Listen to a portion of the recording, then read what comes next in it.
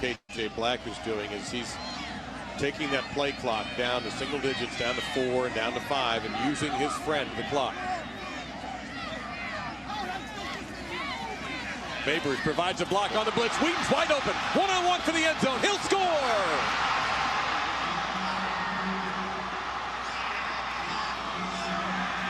I'm becoming a big fan of KJ Black. I mean, great decision-making, poise, stands tough in the pocket, always has the ability to find the guy that's open. Yeah, and they got beat again. Zero coverage. They just ran a rub route, which is a man-to-man route. They picked the guy off. Weeden's wide open. 22-yard touchdown. The last PAT by Faggard was blocked. This one he chips right through. And that was a big one. It gives Prairie View a 9-point lead. So Alabama A&M pays for their second turnover as Anthony Weeden takes it in the end zone. Prairie View up by 9.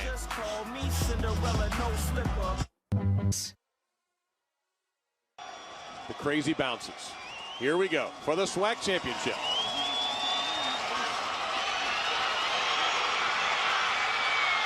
Everything he has into one last throw. It's going to be short of the end zone, and Prairie View has won their first championship since 1964. The turnaround is complete.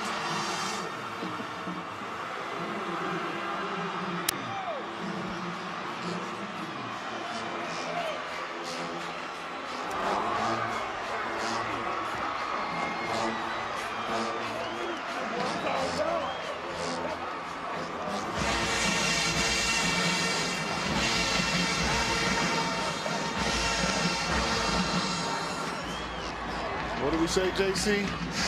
That Prairie View. That Prairie View. It's a new Prairie View. It's a champion Prairie View, and they win the SWAC, the Eddie Robinson Trophy. Yo, what's good? It's your boy Lionel, class of 2009. 2009. That's what y'all just saw pictures of, by the way. Back with another episode of PV versus everybody. And I'm just coming on real quick this afternoon, just for a couple minutes. And I ain't saying that this has happened. I'm just saying it's what I've heard through the grapevine. And, listen, if you can have a 2009 SWAC champ, listen, my eyes are the same way, all right? You can have a 2009 SWAC champ back on the hill.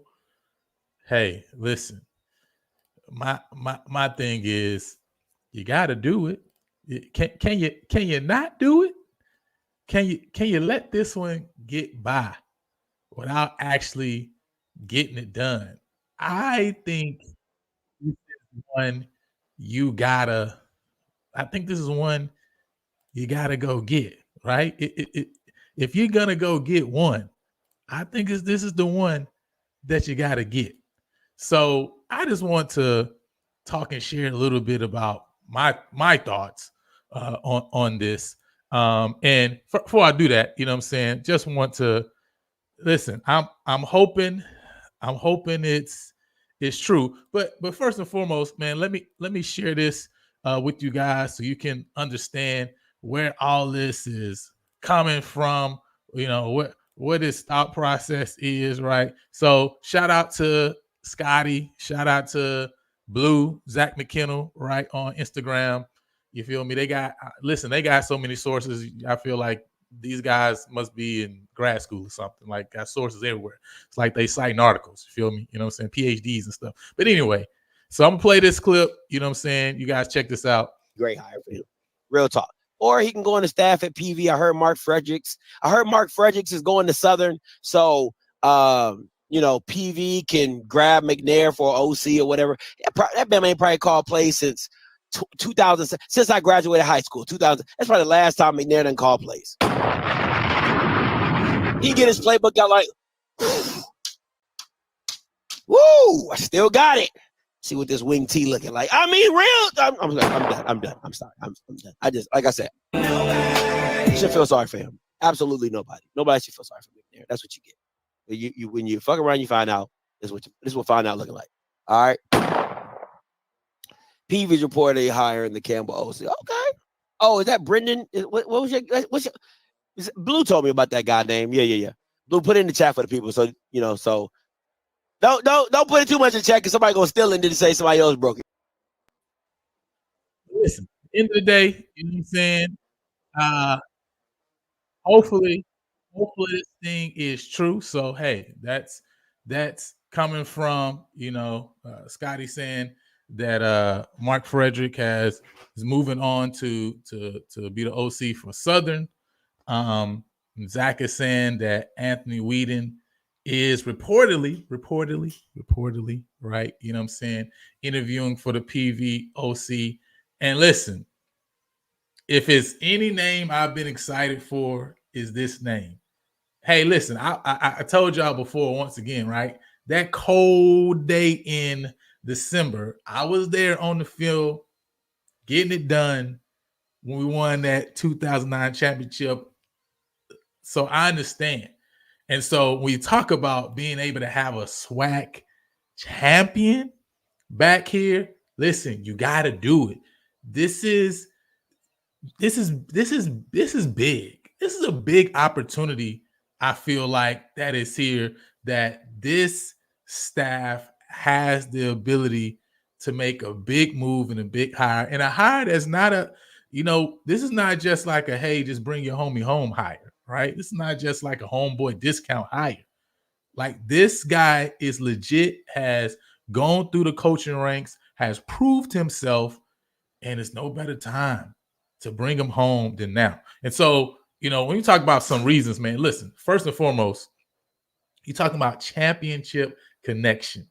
One thing that I see all throughout, I mean, if you want to look on staffs all throughout the SWAC, MEAC, CIAA, SIAC, one thing that I see is, when I especially look at SWAC staffs, man, you got a lot of pedigree coming from like a Grambling, a Southern, a FAM. man, you see individuals that have gone through that program who understand what it is to be a Rattler, to understand what it is to be, you know what I'm saying, a G-man.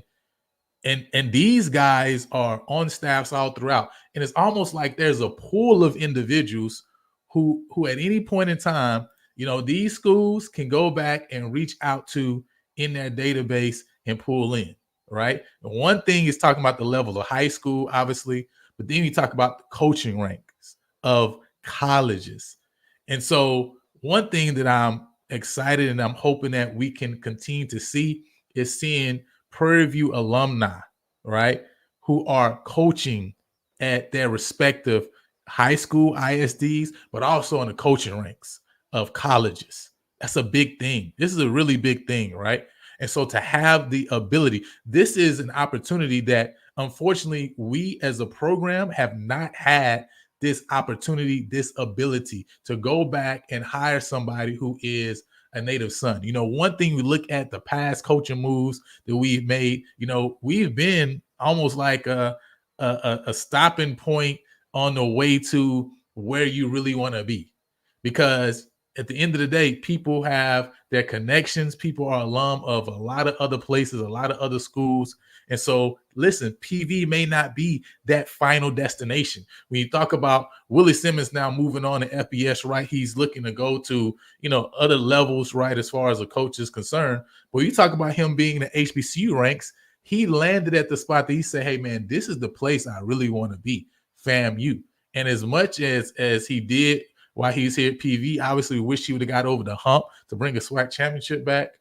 PV is just a stop along the destination, along the route. So we need to build amongst ourselves coaches who they also have a desire to say, hey, man, one day I would love to go back to my alma mater and coach there and to lift up what we have here. This is that opportunity, right? And so first and foremost, that championship connect. You're not just bringing somebody back who has just played at Prairie View either. You're talking about somebody who was a part of this championship dynamic, right? A championship dynamic here on the Hill. First championship since 1964. Black college national champions, SWAC champions, right? Wish the Celebration Bowl was around. Because at the end of the day, when you bring this individual in, you're talking about somebody who can talk to the players, and he's talking from the perspective of, I know what it takes to win. And I know what it took to win when you didn't even have a winning culture. We had to create a winning culture here when I was here. And so to bring that back in the building, oh man, that's huge. That's huge, right? So I'm really hoping that this gets done. I'm really hoping that this is one of those rumors that's true and that Coach Bubba like locks it in. Like, man, bring this guy down, right? And the fact that, you know, he's matriculated through the college ranks in different positions, right? You know, being an analyst, being a position coach, wide receiver coach, then landing at Campbell, being at Campbell on Mike Minter's staff. I mean, looking at what they did also, when you talk about recruiting, that knowledge that he soaked up during these past 3 years at Campbell, when Campbell 2 of those years had the #1 FCS recruiting class, 4 5-star recruits coming in, 3-star recruits coming in. Those lessons learned are big to get back in your building as well. And so I'm really hoping that PV gets this done. And then you talk about quality experience, right? Again, we talk about the coaching ranks. You're not just talking about somebody who we're just bringing in just because they have a connection. You talk about somebody who's done the hard work of going to coach on lower levels, who built himself up, right? Going from a northeastern Oklahoma, right? And a Dixie State, you know, coming back to be able to coach at Campbell as a position coach, and then being upgraded to coach the offense, to be the offensive coordinator. You're talking about somebody who's gone through the ranks. He's not just, you know, this is not just some hired or some person who was just placed in the position and just been given everything. No, he's gone out. He's put in the work as a player, put in the work as a coach throughout many different levels, and has built himself up. it's time, right? He's going out and proving himself. It's time to bring him home, right? It's time to bring him home. So the last thing I would say, right? The last thing I would say is when we talk about offensive efficiency, listen, you know what I'm saying? We talk about offensive efficiency. Yeah, man, we need to make this hot. We need to make this happen. He proved himself at Campbell. Look at this, right? We talk about total offense, 2022, 416 yards. Last year, 391.5 yards of total offense, right? Total offense. I believe we were right around 330 yards total offense. Scoring offense, which is critical. End of the day, you can move the ball, but if you don't put it in the end zone, it doesn't matter. We saw that with the ACU game. I mean, almost 500 yards of total offense. I mean, crazy stat, right? Crazy amount of yards, but didn't put the ball in the end zone. Too many turnovers, right? Scoring offense, 31 points per game, 2022, 28.7 in 2023. I mean, 4 touchdowns plus per game, right? This past year, we averaged 19.5 points per game. And the crazy thing, we think about the stat that when we scored over 20 points, we were undefeated when we scored over 20 points. When we scored under 20 points, we didn't win a game, right? And so bringing somebody in with that offensive knowledge to be able to say, hey, I'm going to be able to come in, we're going to move the ball, and we're going to put the ball in the end zone, right? We're going to score. That's one thing we're going to do. We're going to score. That changes things, right? It takes a lot of pressure off your defense, knowing that, hey, man, if we give you the ball, you're going to move it. You're going to keep the sticks moving, and you're going to put the ball in the end zone. And talk about that first downs. First this year, 2023, 2022 was third, right? 21 first downs per game, 22 first downs per game in 2023, right? That means, again, right, you're continuing to keep the ball moving downfield, right? You're not giving the ball back to the defense as often as they would like, the other team would like. I believe we were at 16 first downs per game this past year, right? Then you look at that third down percentage, 41%, 45% this past year on third down conversion. That means, man, almost 1 out of every 2 third down you have, you're going to move the sticks. That's huge. That's huge. The big thing, one of the big things to me, though, when you look at, well, first of all, red zone offense, right? 89%, 85%, right? That means you're getting in the red zone, you're scoring. You're scoring. You're putting the ball in the end zone. You're putting the ball in the end zone 8 to 9 out of 10 times. That's amazing. You got to put points on the board. Can't leave any points. Can't leave anything to be said, right? And then completion percentage. That's to me the biggest thing that stood out, right? Completion percentage of 62% in 2022. Look at that, 69.7%. Now, some of that is going to be on. Listen, Hodge believes do his thing, right? He's a great quarterback. I believe he's going to UNLV, right? He transferred out, going to UNLV from Campbell this year. So obviously, you got to have the players, you got to have the playmakers. But a part of that is, man, how do we scheme it up? A part of that is how we use the short passing game. A part of that is what position do we put our players in based on our skill set, based on the matchups we've seen on film from our opponents on the defensive side of the ball. What kind of formations we're going to use to be able to give our wide receivers space so that to scheme them open, right?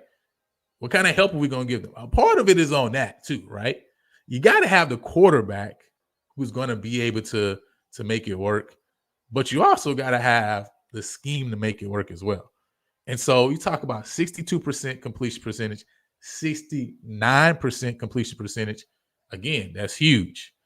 That is huge. These are real world numbers, right? And so when you talk about all of these areas, obviously, when we look at where we were last year, if we can just change what we have right now to just these numbers, you're talking about a SWAC championship, right? That's what you're talking about. Talking about a SWAC championship. So Mr.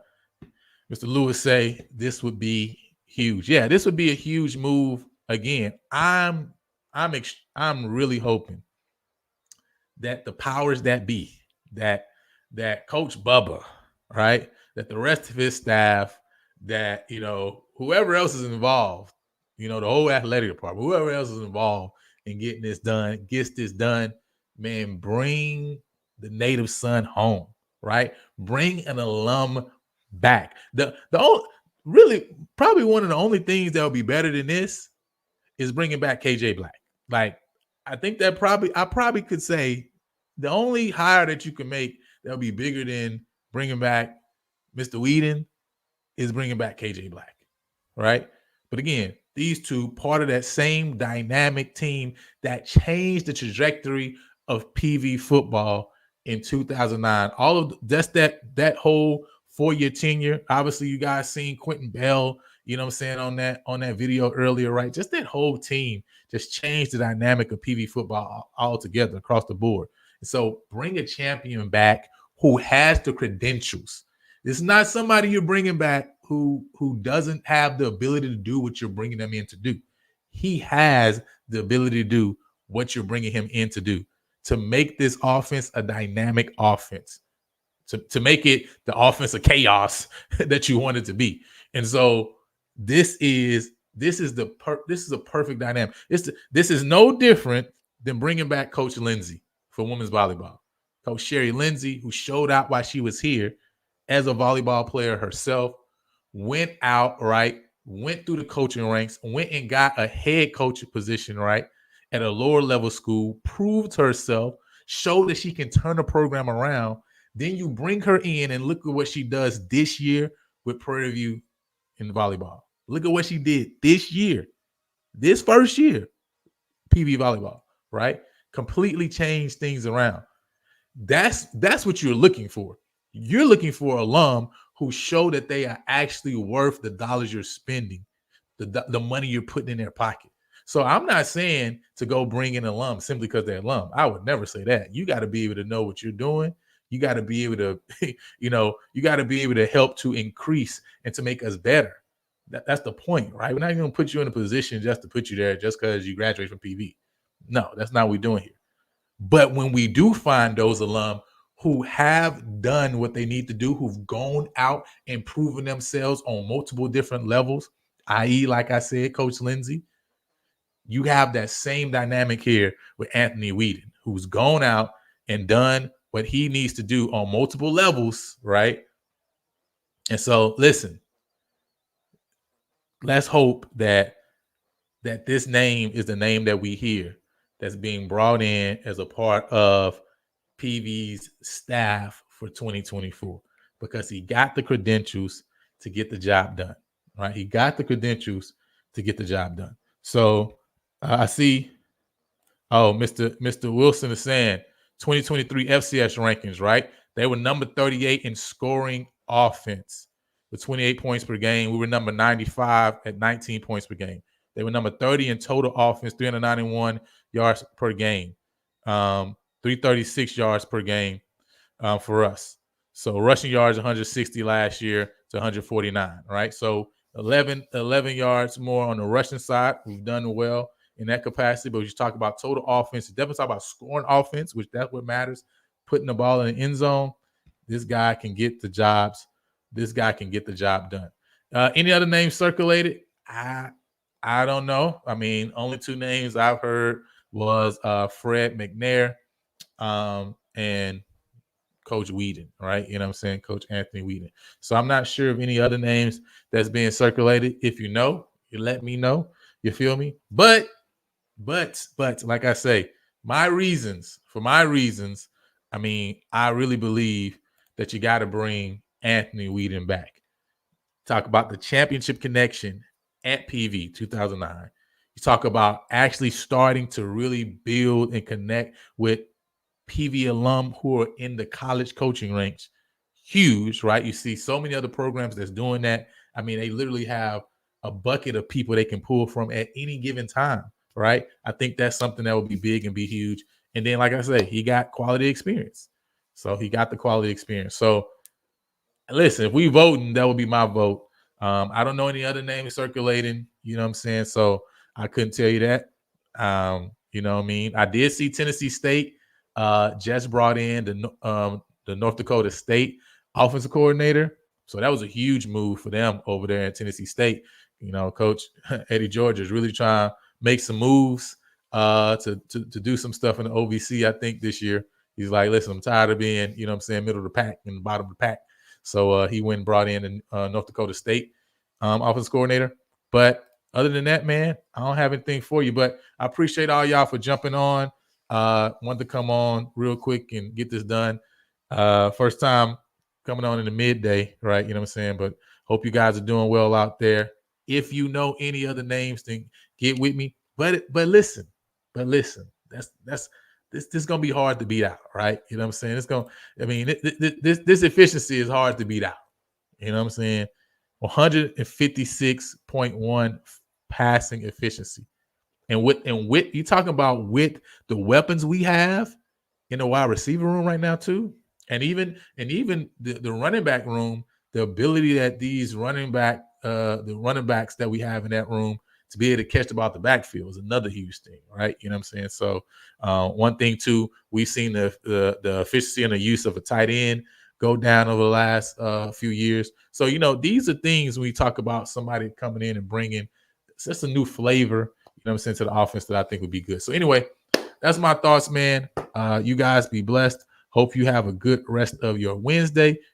We'll see you guys later this evening too, as well as we talk about, you know what I mean, PV basketball and what's been going on. From that standpoint, both of the men and women are 2-3 right now in conference play. So we're definitely hoping to see 2 wins this weekend against the Alabama schools. Make sure you guys are in the building if you can be on both Saturday evening and on Monday. So with all that said, man, we'll see y'all later. Until next time. The Black College Football Championship, our final 30-24 Prairie View. Coming up next on ESPN Classic, more college football. 2008 Bedlam, Oklahoma and Oklahoma State is still